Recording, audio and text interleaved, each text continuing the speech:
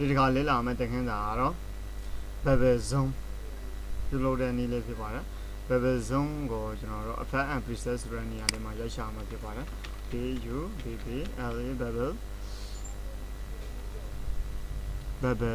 bubble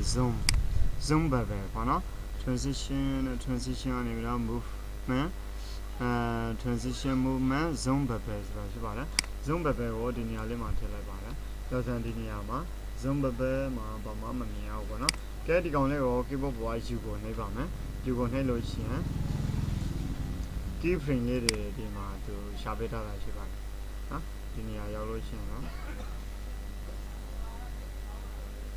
အဲ့ကောင်လေးကိုနည်းနည်းလောက်ရွှေ့လိုက်ပါမယ် keyboard ပေါ်က U ကိုနှိပ်လိုက်ပါဒါဆိုရင်ဒီမှာ bubble zoom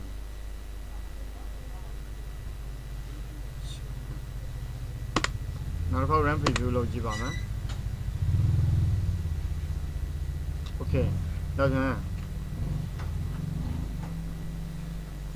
ဒီကောင်လေးတွေတော့အကုန်လုံးကိုဒီမြားလေးကိုထိုးထည့်လိုက်ပြီးတော့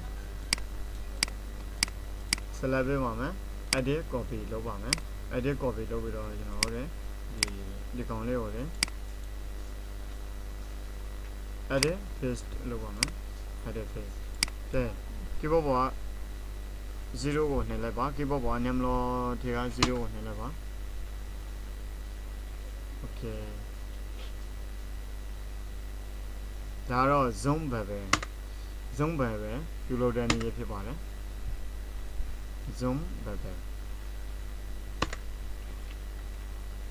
ကဲဒါဆိုရင် zoom bubble ပြုလုပ်တတ်မယ်လို့ထင်ပါတယ်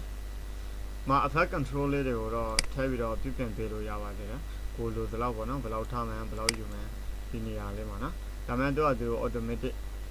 သူလှနေပြီးသားဆိုတော့လည်းကျွန်တော်တို့ထူးတွေပြင်ကြရတော့မရှိပါဘူး zoom bubble ပြုလုပ်တဲ့နည်းသင်ခန်းစာလေးဖြစ်ပါတယ်အားလုံးအဆင်ပြေရပါမယ်